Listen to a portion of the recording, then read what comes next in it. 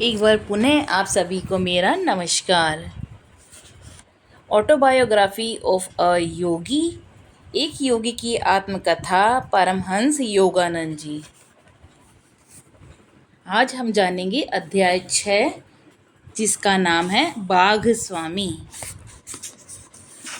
मैंने बाघ स्वामी का पता खोज लिया है, चलो कल उनके पास चलें।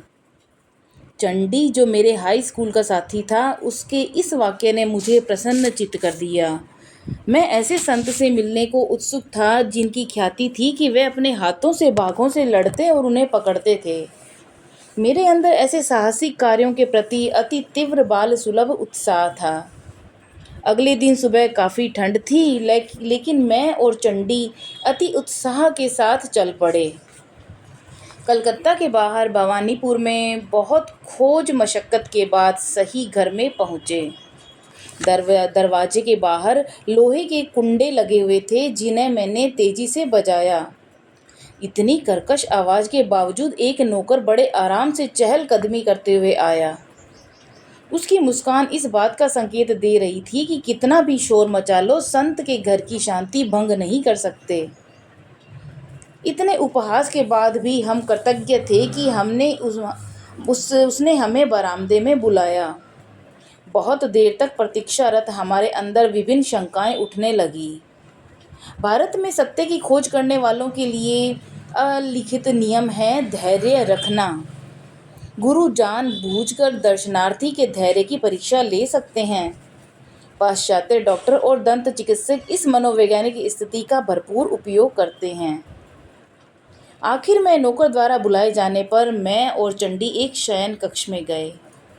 वहाँ प्रसिद्ध सोहोंग स्वामी अपने बिस्तर पर बैठे हुए थे। उनके विशालकाय शरीर को देखकर अजीब सा लगा। आंखें फाड़े हम उन्हें एकटक देखते ही रह गए। हमने आज तक इतनी चौड़ी छाती और फुटबॉल की तरह भुजाएं नहीं देखी थी। अत्यंत मजबूत और मोटी गर्दन पर स्वामी जी का उग्र दिखने वाला मगर शांत मुखमंडल, मूछ, दाढ़ी और लहराते केशों से आच्छादित था। उनकी काली आंखों में हंस और बाघ जैसी चमक थी। एक बाघ की खाल जो उनके मांसल कमर पर लटकी हुई थी, उनके अलावा उनके शरीर पर कोई अन्य वस्त्र नहीं था। किसी तरह साहस बटोरकर हमने उनका अभिवादन किया और उनके बाघ से संबंधित शक्तियों के प्रति अपना आदरयुक्त भाव प्रकट किया। क्या आप हमें नहीं बताएंगे कि जंगल के पशुओं में सबसे भयंकर जानवर रॉयल बंगाल टाइगर को परास्त करना कैसे संभव है? मेरे बच्चों, मेरे लिए बाघों से लड़ना कुछ भी नहीं है।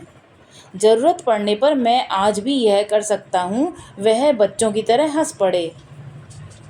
तुम बाघ को बाघ की तरह देखते हो, मैं उन्हें बिल्लियों की तरह देखता हूँ। स्वामी जी, मैं अपने अवचेतन मन को तो विश्वास दिला सकता हूँ कि बिल्लियाँ हैं, लेकिन बाघों में कैसा ऐसा विश्वास दिला सकता हूँ? शक्ति निश्चय ही आवश्यक है। केवल एक बच्चा जो बाघ को एक पालतू बिल्ली समझ सकता है, उससे जीत की अपेक्षा नहीं की जा सकती। मेरे शक्तिशाली हाथ ही मेरे अस्त्र हैं। उन्होंने हमें अपने आंगन में साथ चलने के लिए कहा।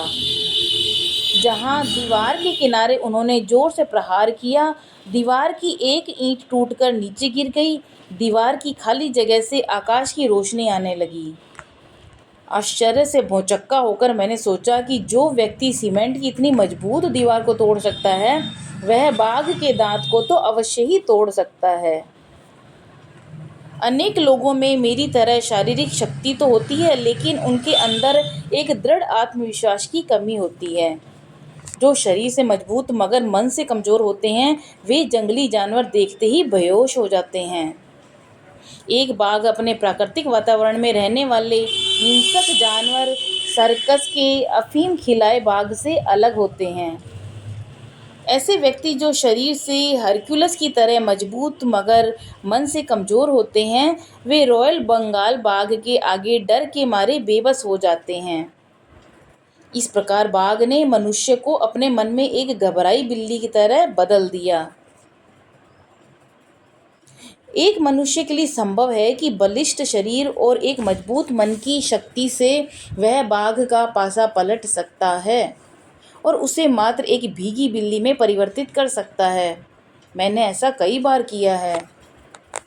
बाघ और पालतू बिल्ली का खेल मेरे सामने विराजित महाबलशाली साधु कर सकते हैं, यह मैं पूर्णतः स्वीकार कर सकता हूँ। वे कुछ उपदेश देने के मूड में थे। चंडी और मैं उन्हें आदर और ध्यान से सुनने लगे। मन ही शरीर की मांसपेशियों को नियंत्रित करता है। जिस प्रकार हथौड़ी की ताकत उस पर लगाई गई शक्ति के अनुपात में होती है, उसी प्रकार मनुष्य के शरीर की शक्ति उसके आक्रामक इच्छा शक्ति और साहस पर निर्भर करती है। शरीर को वस्तुतः मन ही बनाता है और उसे जीवित रखता है। पूर्व जन्मों की प्रवृत्तियों की प्रबलता की वजह से शक्ति और कमजोरियां मानव चेतना में अपना असर दिखाते हैं। यह एक आदत की तरह प्रदर्शित होते हैं जो बाद में एक अवांछनीय अथवा अवांछनीय आदत में बदल जाते हैं। यदि मास्टर स्वयं को नौकर द्वारा निर्देशित होने देता है तो नौकर निरंकुश तानाशाह बन जाता है। इसी प्रकार मन भी शरीर की आज्ञा का पालन कर उसका दास बन जाता है। हमारे अनुनय विनय करने पर वे हमें अपने जीवन के बारे में बताने को तैयार हो गए। उन्होंने बताना शुरू किया कि बचपन से ही मेरा ध्येय बाघों से लड़ना था। मेरी इच्छा शक्ति तो मजबूत थी, लेकिन मेरा शरीर बहुत दुर्बल था। मेरे मुंह से आश्चर्यचकित होने वाली आवाज़ें निकली। यह अविश्वसनीय लगता था। वह व्यक्ति जिसके मजबूत कंधे भारी से भारी वस्तु को उठा सकते हैं, वह कभी एक शारीरिक कमजोरी का शिकार रहा होगा। अपने स्वास्थ्य और शक्ति के प्रति मैं अपने मन के विचारों में दृढ़ता लाया और इस प्रकार मैंने शरीर की दुर्बलता दूर की। मन की इस अद्भुत शक्ति का महत्व और भी इसलिए बढ़ जाता है क्योंकि मैंने पाया कि बंगाल के टाइगर को परास्त करने वाली यही शक्ति थी। पूजनीय स्वामी जी, क्या आपको लगता है कि मैं कभी बाघों से लड़ पाऊंगा? यह पहले और आखिरी बार मेरे मन में यह अजीब सा ध्येय था जो मेरे मन में उठा। जरूर, वह मुस्कुरा रहे थे। लेकिन बाघ के कई प्रकार हैं। कुछ मनुष्य की इच्छा वासनाओं वाले जंगल में यूं ही घूमते रहते हैं। पशुओं पर प्रहार करके कोई आध्यात्मिक लाभ नहीं होता। इससे अच्छा है कि अपने अंदर के बाघ को पराजित किया जाए। क्या हम आपसे जान सकते हैं कि आपने कैसे जंगली जानवर अपने वश में करने की बजाय आपने अंदर की जंगली वासनाओं को वश में किया? बाघ स्वामी मौन हो गए। उनकी आंखों में एक दूरी नजर आने लगी, मानो वे अपने अतीत को देख रहे हैं। मुझे लगा कि वे इस पर गौर कर रहे हैं कि मेरे अनुरोध को स्वीकार करें या नहीं। अंत में वे मुस्कुराए। जब मेरी प्रसिद्धि अपनी पूर्ण ऊंचाइयों पर पहुंची तो यह अपने साथ गर्व कर नशा भी लाई। मैंने तय किया कि मैं न केवल बाघों से लड़ूंगा बल्कि लोगों को उनके विभिन्न कर्तव्य दिखाऊंगा। मेरा ध्येय था कि मैं इतना भयानक और हिंसक जानवर को एक पालतू जानवर की तरह व्यवहार करता दिखाऊं। मैंने अपना यह कर्तव्य जनता को दिखाना शुरू किया। इसने मुझे खुशी से ओत-प्रोत कर दिया। एक शाम मेरे पिताजी मेरे कमरे में चिंतामग्न स्थिति में आए। बेटा, मैं तुम्हें सावधान करना चाहता हूँ। मैं तुम्हें कर्म की चक्की के कारण और असर से बचाना चाहता हूँ। पिताजी, क्या आप भाग्यवादी हैं? क्या अंधविश्वासों को जल की शक्ति अथवा मेरी गतिविधियों को अवरुद्ध करने देना चाहिए? बेटा, मैं भाग्यवादी नहीं हूँ, परंतु मुझे पवित्र ग्रंथों में पढ़ाए गए प्रतिफल के नियम पर विश्वास है। जंगल परिवार में तुम्हारे प्रति आक्रोश फैला हुआ है। यह कभी तुम्हारी जान के खतरे के रूप में सामने आ सकता है। पिताजी, आप मुझे आश्चर्यचकित कर देते हैं। आप यह भली भांति जानते हैं कि बाघ खूबसूरत मगर निर्दयी जानवर है। वह एक लाचार जानवर को मारकर और भरपेट भोजन करने के बाद भी एक नए शिकार को देखकर उसके अंदर फिर से शिकार करने की इच्छा जाग जाती है। निरी शिकार भले ही एक खुशियों से भरा हिरन जो जंगल में घास का आनंद ले रहा था, बाघ उसे पकड़कर निर्ममता से उसकी कोमल गर्दन से खेलता है और फिर उसे अपने रास्ते लेकर के चला जाता है। पिताजी, कृपा करके आप मुझे एक बाघ को वश में करने वाले की तरह समझिए। कभी भी एक बाघ को मारने वाला नहीं। मेरा एक अच्छा कार्य कैसे मेरा नुकसान कर सकता है? और मैं आपसे याचना करता हूँ कि आप मुझे ऐसा कुछ आदेश न दें जिससे मेरे जीने का तरीका बदल जाए। उनके अतीत की उलझन को समझते हुए चंडी और मेरा ध्यान पूरी तरह से उन पर ही था। भारत में एक बालक अपने अभिभावकों की इच्छा को नहीं टालता।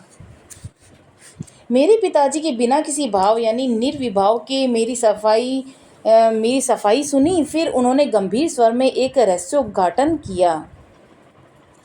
बेटा, तुम एक अमंगल सूचक भविष्यवाणी मुझे कहने के लिए विवश कर रहे हो, जिसे एक संत ने कहा था। जब मैं रोज के ध्यान में बैठा था, वह आया और बोला, प्रिय मित्र, मैं तुम्हारे विद्रोही पुत्र के लिए एक संदेश लाया हूँ। उसे अपने इन बर्बर गतिविधियों को बंद करने के लिए कहो, अन्यथा उसका बाघ के साथ सामना एक घातक घाव के रूप में खत्म होगा। अगले 6 महीनों तक मरणासन बीमारी से जूझेगा। उसके बाद वह अपना पुराना रास्ता बंद कर देगा और सन्यासी बन जाएगा। इस कहानी ने मुझे जरा भी प्रभावित नहीं किया। मैंने इसे अपने पिता की भाग्यवादी भ्रांतिपूर्ण विचारधारा पर उनका सच्चा विश्वास समझा। बाघ स्वामी ने इस स्वीकारोक्ति को अधीर भाव से कहा, मानो उन्हें अपनी मूर्खता पर क्रोध आ रहा था। कुछ समय के लिए वे गंभीर मौन में चले गए, जैसे हमारा अस्तित्व है ही नहीं। जब उन्होंने अपनी कहानी आगे शुरू की, अचानक उनकी आवाज़ में नरमी आई। मेरे पिताजी की चेतावनी के कुछ दिन बाद मैं कूच विहार की राजधानी गया। प्राकृतिक सौंदर्य से भरपूर यह शहर मेरे लिए नया था। मैंने अपने अंदर एक परिवर्तन की उम्मीद की। जैसा होता आया था, मेरे चारों ओर उत्सुक जनता सड़कों में मेरे पीछे पीछे थी। कभी कभी मैं उनको यह फुसफुसाते सुनता, यही वह आदमी है जो जंगली बाघों से लड़ता है। क्या ये उसके पैर हैं या किसी वृक्ष का तना? उसके चेहरे को देखो, वह स्वयं किसी बाघ राजा का अवतार लगता है। तुम्हें पता है गांव के शैतान बच्चे किस प्रकार ताज़ा अखबार का काम करते हैं? खबर फैलने की गति पेपर से ज़्यादा तेज होती है। कुछ ही घंटों में पूरे शहर में मेरी उपस्थिति से खलबली मच गई। मैं संध्या के समय शांति से आराम कर रहा था जब मैंने घोड़ों के टापों की आवाज़ सुनी। मैं जहाँ रुका हुआ था वहाँ वे रुक गए। लंबे कद के पगड़ी पहने पुलिस वालों का एक दल अंदर आ गया। मैं भौंचक्का था। इस पुलिस वालों के लिए कुछ भी संभव है। क्या पता वे मुझसे किस प्रकार का काम करवाना चाहते हैं, लेकिन अफसर ने अति विनम्रता के साथ मेरा अभिवादन किया। आदरणीय महोदय, कूच बिहार के युवराज ने हमें आपका स्वागत करने के लिए भेजा है। कल सुबह अपने महल में आने के लिए आमंत्रित किया है। मैंने इस पर कुछ सोच विचार किया। किसी अज्ञात कारणवश मेरी इस शांत यात्रा में विघ्न स्वरूप लगा, लेकिन जिस विनम्रता से उन्होंने कहा, मैंने साथ जाने की स्वीकृति दे दी। दूसरे दिन जिस आओ भगत के साथ मुझे 4 घोड़े जुते शाही कोच तक ले जाया गया, उसे देखकर मैं चकित रह गया। एक नौकर ने अलंकृत छाता मेरे सर के ऊपर तेज धूप से बचने के लिए पकड़ा हुआ था। नगर से होते हुए बाहर जंगल की ओर मेरी यात्रा बहुत सुखद थी।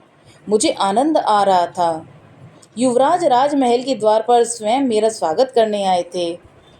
उन्होंने अपने स्वर्ण जड़ित सिंहासन पर बैठाया और स्वयं कम सज्जा युक्त सिंहासन पर बैठे। यह विनम्रता निश्चय ही मेरे पर भारी पड़ने वाली है, मैं आश्चर्यचकित होकर सोच रहा था। कुछ अनौपचारिक संवाद के बाद युवराज ने अपना उद्देश्य प्रकट किया। मेरे शहर में अफवाह है कि आप केवल अपने नंगे हाथों से जंगली बाघों के साथ लड़ सकते हैं। क्या यह सच है? हाँ, यह सत्य है। मुझे इस पर विश्वास नहीं होता है। आप एक कलकत्ता के सफ़ेद चावल पर पलने वाले शहरी व्यक्ति हैं। सच सच बताइए, क्या आप बिना रीढ़ के लुंज पुंज भांग के नशे में चूर बाघों के साथ तो लड़ते नहीं रहे हैं? उनकी आवाज़ ऊंची और व्यंग्य भरी थी और उसमें प्रांतीय भाषा का पुट भी था। मैंने उनके इस अपमान का उत्तर देना जरूरी नहीं समझा। हम हाल ही में पकड़े गए बाघ राजा बेगम के साथ लड़ने के लिए आपको चुनौती देते हैं। यदि आप सफलतापूर्वक सामना कर सके, उसे बेड़ियों के में बांधकर पिंजरे में कैद कर पाएंगे, तो हम आपको हजारों रुपए और अन्य पुरस्कारों से नवाजेंगे। और यदि आप उसे लड़ने के लिए इनकार करते हैं तो हम आपको पूरे शहर में एक पाखंडी की तरह घोषित कर देंगे। उसकी अभद्र भाषा मुझे गोलियों की बौछारों की तरह लगी। मैंने गुस्से में उसकी बातें स्वीकार कर ली।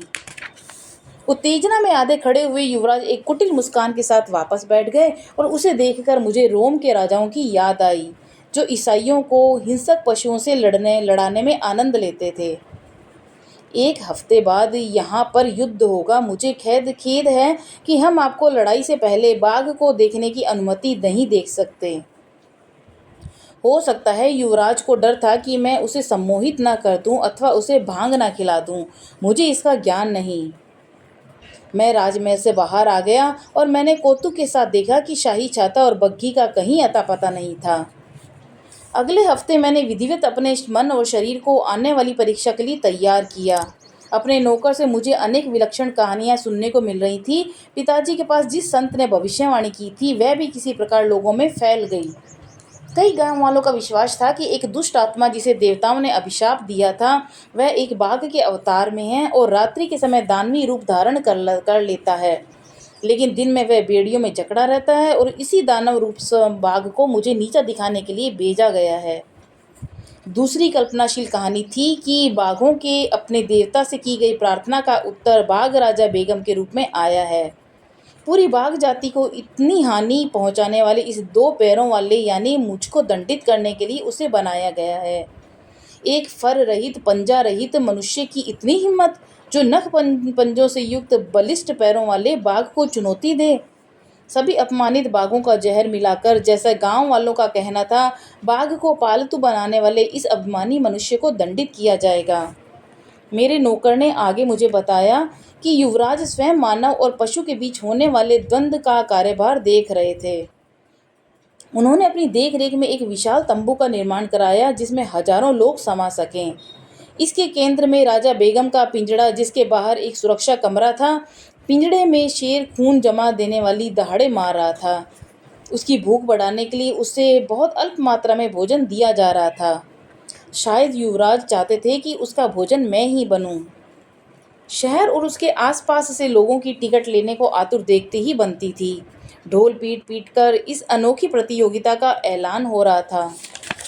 जिस दिन लड़ाई होनी थी सैकड़ों लोगों को टिकट न मिलने की वजह से वापस जाना पड़ रहा था। लोग टेंट को फाड़कर अंदर जाने की कोशिश कर रहे थे। जिसको जहाँ जगह मिलती वह वहीं अटक जाता। जैसे जैसे बाघ और स्वामी की कहानी का चरम नज़दीक आ रहा था, चंडी की भी मेरी जैसी स्थिति थी।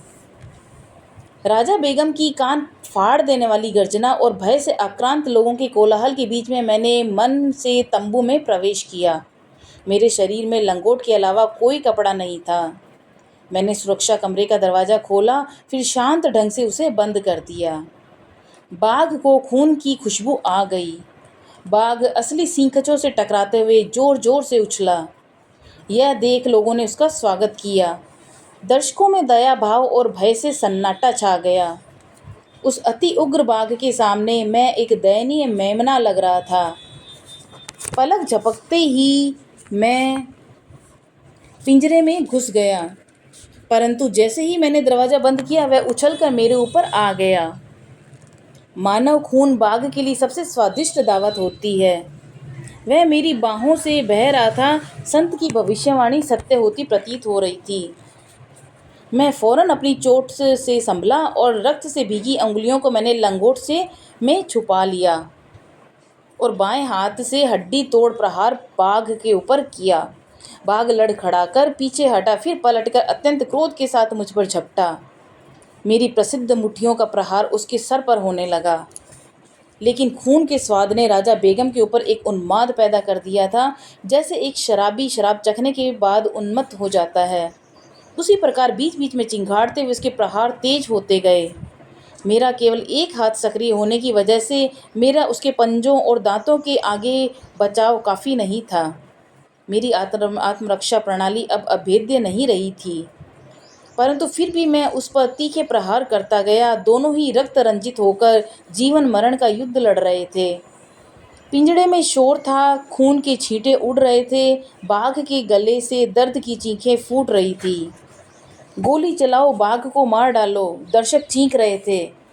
सिपाही की गोली भी निशाना चूक गई। मैंने पूरी ताकत के साथ उसके मस्तक पर एक अंतिम खोपड़ी तोड़ प्रहार किया। बाघ गिर गया और ठंडा होकर पड़ा रहा, एक पालतू बिल्ली की तरह। मैं बीच में बोल पड़ा।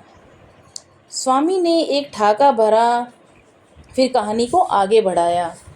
राजा बेगम अंत में खत्म हो गया, उसका शाही अभिमान चूर हो गया। मैं अपने घायल हाथों से उसकी जबड़ों को खोला और एक नाटकीय क्षण के लिए मैं अपना सर उसके मुख के पास ले गया। मैंने चारों तरफ बेड़ियों को देखा और एक के ऊपर एक रखते हुए मैंने बाघ को उसकी गर्दन से पिंजड़े की सलाख में बांधा। विजयी गर्व से मैं दरवाजे की तरफ बढ़ा, मगर मूर्तिमान शैतान राजा बेगम अपनी कल्पित दानवी उत्पत्ति की तरह जीवट था। एक ही विस्मयकारी झटके के साथ वह मेरी पीठ की तरफ झपट पड़ा। मेरा कंधा उसकी जबड़े में फंस गया था। ऐसी स्थिति में मैं जोर से नीचे गिरा, परंतु पलक झपकते ही मैंने उसे अपने नीचे धर दबोचा। मेरे निष्ठुर प्रहारों से वह अर्धमूर्छित हो गया और इस बार मैंने उसे अच्छी तरह बांधा और धीरे धीरे मैं पिंजरे से बाहर आ गया। इस बार मैंने फिर से चीख पुकार सुनी। यह हर्षोल्लास का शोर था। भीड़ की चिल्लाने की आवाज़ मानो एक विराट गले से निकल रही थी। मैं भीषण रूप से घायल था, लेकिन मैंने द्वंद्व की तीनों शर्तें पूरी कर ली थी। बाघ को अचेत करना, उसे जंजीर से बांधना और बिना किसी सहायता के पिंजरे से बाहर आना। मैंने उस भयंकर बाघ को इतनी बुरी तरह से घायल और डरा दिया था कि मेरे सिर का उसकी जबड़ों के बीच होकर भी यह इस पुरस्कार को ग्रहण नहीं कर सका। मेरे घावों की मरहम पट्टी होने के बाद मेरा सम्मान किया गया और मुझे हार पहनाए गए। सैकड़ों सोने के सिक्के मेरे ऊपर बरसाए गए। पूरा शहर उत्सवमय हो गया। मेरी सबसे खतरनाक और हिंसक जीव पर विजय, इसके बारे में अंतहीन चर्चाएं सुनाई देने लगी। वचन के अनुसार राजा बेगम मुझे दे दिया गया और जिसकी मुझे कोई खुशी नहीं हुई। मेरे अंदर एक आध्यात्मिक बदलाव ने प्रवेश किया। मैंने उस पिंजरे से अंतिम बार बाहर आने के साथ ही अपनी सांसारिक इच्छाओं का द्वार भी बंद कर दिया। कुछ समय तक मेरा समय बहुत वेदना और दुख के साथ बीता। 6 महीने तक मैं खून के जहरीले होने की वजह से मृत्यु से लड़ता रहा। जैसे ही मैं कूच विहार छोड़ने लायक हुआ, मैं अपने देश वापस आ गया। मैं जानता हूँ कि मेरे शिक्षक एक संत हैं, जिन्होंने एक विवेकपूर्ण सलाह दी थी। मैंने बहुत विनम्रता से अपने पिता के सामने स्वीकार किया। काश मैं उनसे मिल पाता। मेरी इच्छा सच्ची थी, क्योंकि एक दिन वही संत बिना किसी सूचना के मेरे घर आ गए। बाघ को पालतू बनाना अब बहुत हुआ। उन्होंने बहुत शांत, अधिकारपूर्ण वाणी में मुझसे कहा, मेरे साथ आओ, मैं तुम्हारे मानव मन के जंगलों में घूमने वाले अज्ञान के पशुओं को दमन करना सिखाऊंगा। तुम्हें दर्शकों की आदत हो गई है। अब योगाभ्यास में तुम्हारी रोमांचक विजय पर देवताओं की गैलेक्सी तुम्हारे साथ नाचेगी। मेरे दिव्य संत ने मुझे आध्यात्मिक पाठ की दीक्षा दी। उन्होंने मेरी आत्मा के द्वार, जो बहुत समय तक उपयोग में न लाए जाने के कारण जंग लगे थे, सख्त हो गए थे, उन्हें खोल दिया था। शीघ्र ही हम एक दूसरे का हाथ थामे मेरी साधना के लिए हिमालय की ओर निकल गए। चंडी और मैंने स्वामी जी के चरणों में साष्टांग प्रणाम किया और अपने तूफानी जीवन की एक झलक दिखाने के लिए हम उनके आभारी थे। ठंडे बरामदे और लंबी प्रतीक्षा का प्रतिफल हमें बहुत अच्छे ढंग से मिला। तो ये था अध्याय 6, जिसमें कि उन्होंने, स्वामी परमहंस ने बाघ स्वामी के दर्शन किए और उनकी जीवन कहानी के बारे में जाना और किस तरह से वे आध्यात्मिक जीवन में उन्होंने प्रवेश किया अपने गुरुदेव के साथ, ये भी जाना। कल हम पढ़ेंगे अध्याय 7, हवा में उड़ता संत। मिलते हैं कल नई अध्याय के साथ। तब तक के लिए नमस्कार।